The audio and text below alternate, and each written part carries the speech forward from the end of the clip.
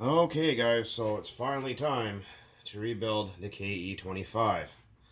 So, we got our parts in, finally. It's only taken friggin' forever. So the crankshaft is behind me in the freezer, as usual. Engine block is cleaned. Well, as clean as I can get it. It's got some burnt on schmutz, but whatever. Cylinder head's clean. Well, it's got some stuff on it too, whatever. Doesn't really matter. Anyways, let's get down to it, shall we? So we got, this is the engine bearing, the rear one. And you guys can see that. And then the front ones I have are NTN bearings made in Germany. No, they're not cheap bearings. They are steel caged. And they are a 607 RS. And we have our new connecting rod. I guess get the part number off that. Alright, let's get down to it here. Yeah, so like I mentioned in a previous video about this engine, that it had experienced a runaway and it had launched the connecting rod. So if we look at our connecting rod here, you can see one side has a groove on it. The groove goes towards the cutout side. So that way we know exactly, because if you put things together wrong, it won't always work. Excuse me.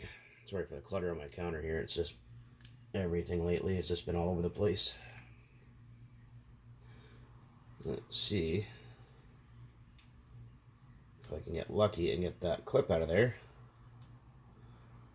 Sometimes they are very difficult to get out. And I need to fix my pliers along because they're all boogered up on the end here. Alright. Yeah, they're kind of old, and there we go. That's a lot better. Not quite as good as they once were. Might just pause and do this off camera because I cannot. Yeah, these pliers suck. Okay, well, I'll get that clip out of there and we'll get back to you. Well, as my luck would have it, the clip for here just went twang and it flew away. So I'm going to have to go and find another one. Oh god, that's just irritating. But yeah, just taking that clip out, which took me all of 10 minutes to finally be able to grab it. And I finally got a hold of it. Just had it out. And it went and flew way in the hell over there. So I'm going to go and look through my parts bin to see if I can find another one. Wish me luck.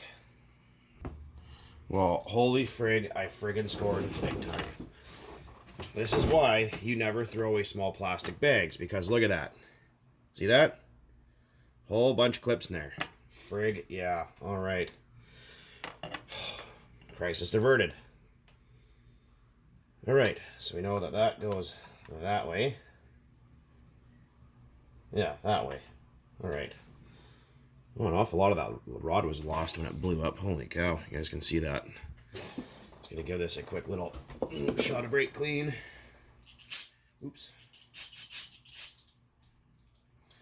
Yeah, frig, that's just the most disappointing feeling, and all of a sudden, doing, and it goes flying away. It's like, really? Did you have to? Anyways, whatever. It's all good. Life is good. Nitro shall be burnt again. So we got our assembly oil. You can use castor oil. This is just that bar and chain oil that I have been using recently. Just gonna run with some of that. Some in there. You guys can see. I want to make sure there's oil up in that wrist pin area, because it's one of the highest stress parts of your motor when it first starts. Alright. Well, that looks a little better, I think. What do you guys think?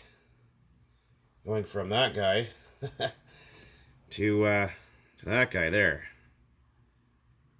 Yeah, I think that's what it's supposed to look like, right? Well, there's another one for the keychain. It can it can make friends with the the Novarossi 28.8 connecting rod that exploded. Looks like a bottle opener. I assure you it doesn't work for a bottle opener. Anyways, let's get on with this here. Well, at least I know if I screw up again and lose one, at least I got a couple more, so And the shitty thing is, you can't just really buy these clips anywhere. You kind of have to buy. That looks like the feller right there. Yeah, it's kind of one of those things. They don't just can't just go to Kyosho and go, oh, I just want wrist pin clips. Well, you gotta buy the pin for $20, and you gotta buy this or buy that. It's never as easy as what they say it is, or whatever. All right. Okay, so we got our new clip. We got pliers. Those ones, yeah, they're all goofy on, so I'm gonna use these ones, which are really a heck of a lot better. Okay. I'm going to pause to save space because this is going to take a minute. 10 minutes later, it flew away, hit me directly in the face, and I found it. Be right back. Success! Alright, got it in, finally, after one flew away and the second one hit me in the eyeball. Boy, oh boy. Alright, so got it in there, made sure it's seated. Push from the opposite side of the pin to make sure it's seated from both sides. Yay, finally. Oh my god, that only took way longer and was way more difficult than it really should have been. Okay, so we got that done. We're all assembled here. I'll put a little bit more oil up in that wrist pin area. Like I said, that's the first area that sees a lot of friction and wear and whatnot. Our sleeve is good. Speaking of sleeves, so with the XTM 247, they sent me the wrong sleeve. They actually sent me a 3-port sleeve for a Dynamite 26, which I did not order, so I'm not too happy about that. Because the XTM sleeve is supposed to be a 6-port. So that's freaking irritating. Anyways, moving on. It's time for bearings, which are in the freezer. I think I mentioned that before. I'm just gonna hit that with a little bit of brake clean, get the water off it. Set it on fire, because why not? It's already get preheated anyway.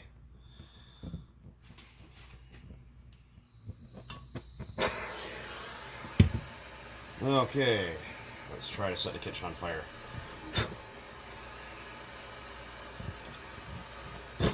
Kitchen fire.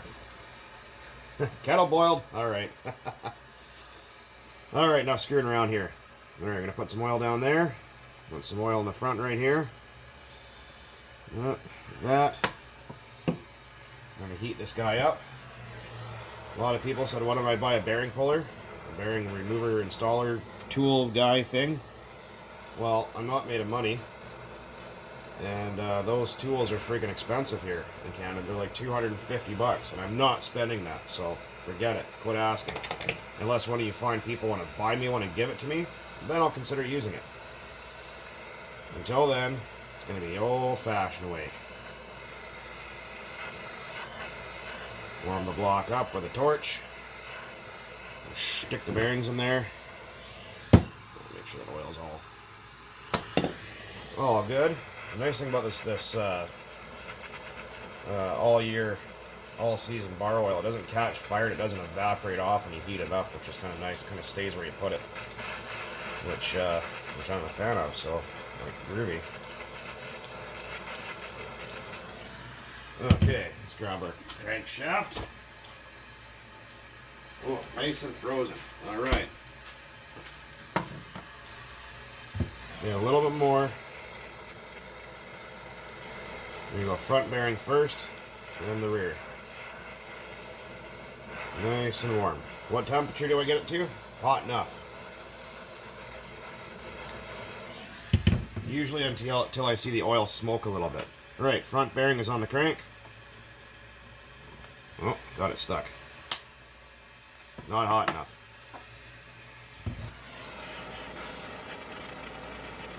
That's right, almost went. You could use your crankshaft as a guiding tool.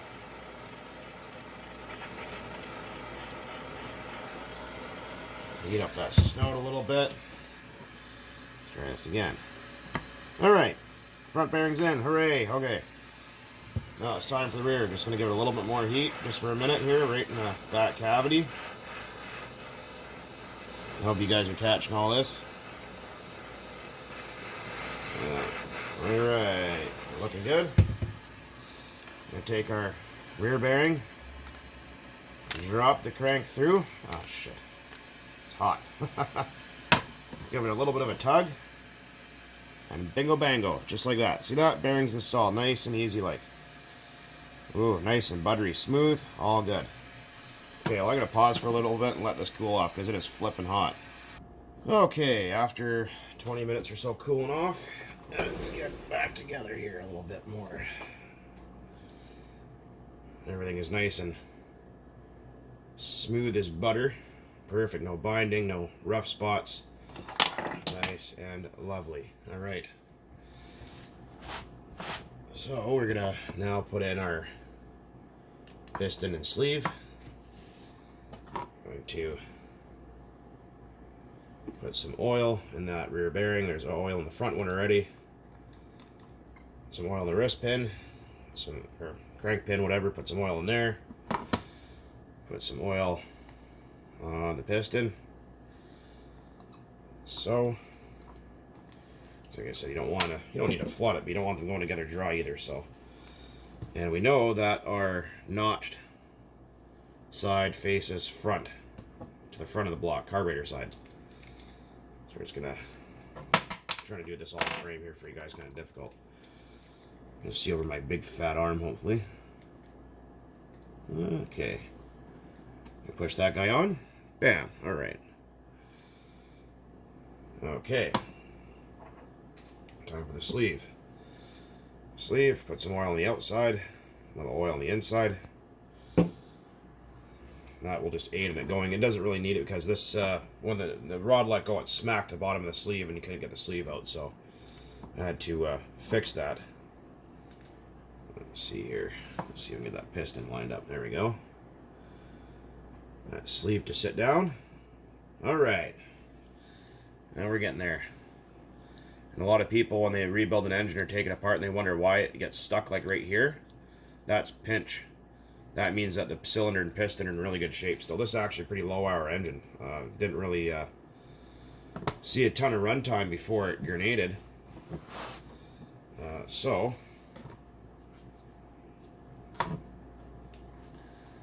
okay, what are we looking at for time here? Okay, I'm gonna pause and just get the cylinder head back on, and because I'm pretty sure you guys know how to do that by now, or maybe I'll do it on a video. I just gotta find the screws. Give me a few minutes here. Be right back. All right, had to go rummaging for screws. There we go, and the head gasket and carburetor. Okay. All right, gonna find out what's. I believe these are the cylinder head screws. Should be 4 of them. Yeah, okay. I believe they are 2.5 millimeter, I think. Are they? Absolutely they are. Alright. Here's our head button. We'll plug in it. Stick our, make sure you don't ever lose your head gaskets, or head shims, whatever you want to call it. Because if you do, the compression will be too high, or the piston will smack, oops, pretty loose fit in there now, smack the combustion chamber up, so you don't really want to do that. And then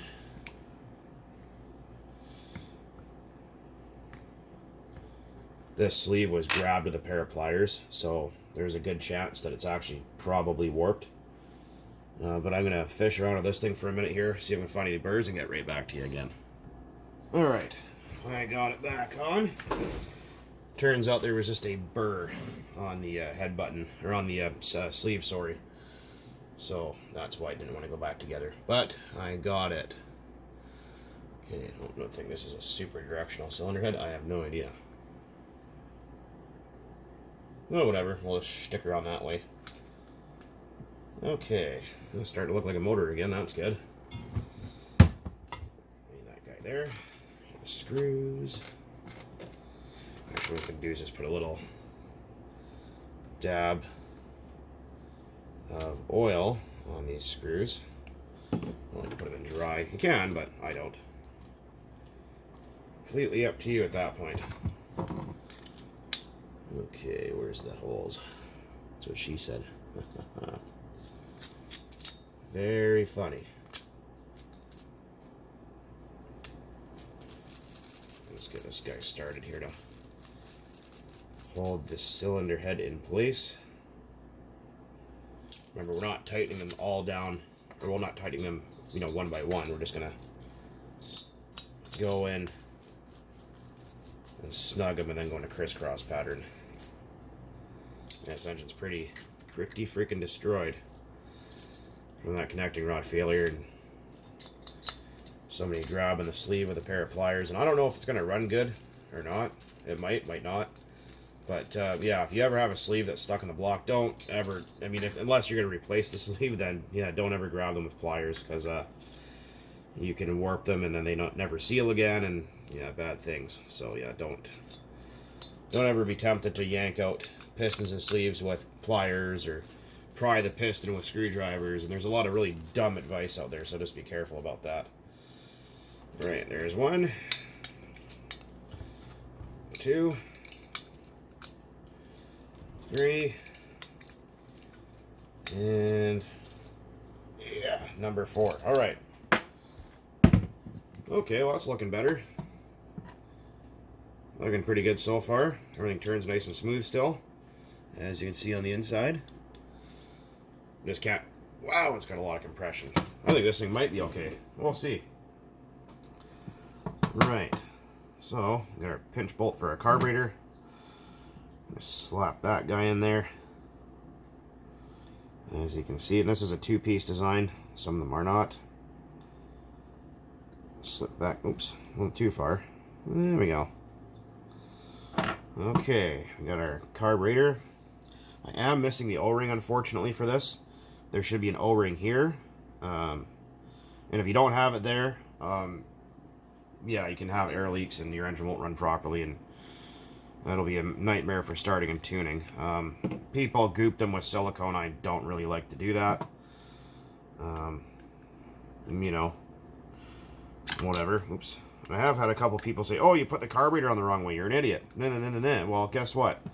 It actually doesn't matter which way they go. They can go any direction you want to put it in. So I could take it out. I could put it in that way. They make it like that. So depending on your application, you can swap the carburetor. You know, for a monster truck to a buggy or something like that. So the person that says that I'm an idiot because I don't know what I'm doing when I'm putting in a carburetor, you're an idiot because you didn't know that.